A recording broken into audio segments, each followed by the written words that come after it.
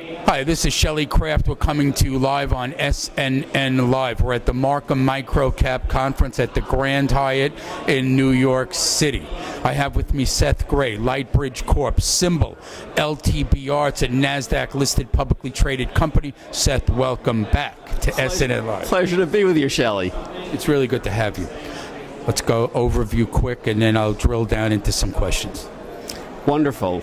Lightbridge develops fuels for nuclear reactors that add tremendous value to the industry. We're going to add safety to the current reactors and improve the economics of reactors. We also advise countries deploying nuclear power for the first time, which generates our current revenue we use to develop the nuclear fuel technology. What's your background? Let's get right to the chase. Well, I've been working in nuclear since the early 90s, but before that, it's law and business with a law degree and an MBA focusing on high technology international transfer.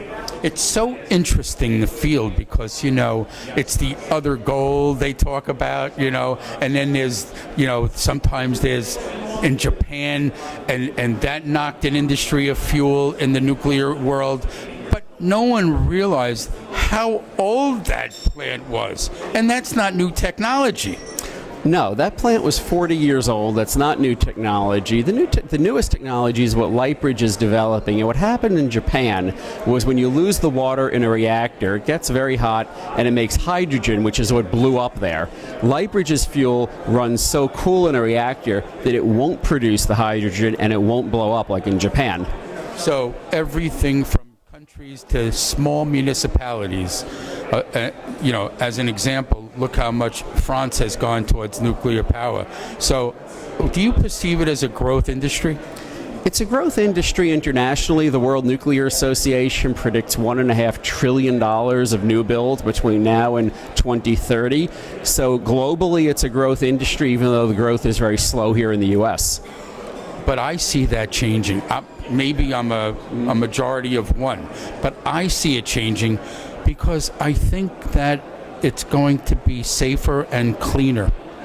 Well, it's going to be safer and cleaner, and Lightbridge is a part of that. And part of being cleaner is it doesn't generate any carbon dioxide at all, so it's very good in terms of climate change and clean air. And I just got back from China a couple days ago, and you can see the air, and it's poisonous in some places. And having clean energy for clean air is very important. Over the course of time, it's an important question. How does nuclear match up against solar and wind as far as return on investment? Nuclear has been producing excellent return on investments for over 40 years. Solar and wind don't return on an investment other than with massive government subsidies. Perhaps the technology will get to a point with solar and wind that they can be profitable without the tax breaks, without government subsidies, but right now they can't match nuclear, and they can't match nuclear's reliable baseload electricity 24/7 powering a city. They only work when the wind is blowing and the sun is shining. Let's get that website out there. LTBridge.com. Ladies and gentlemen, Seth Grae, Lightbridge Corp, symbol LTBR. It's a publicly traded company on NASDAQ.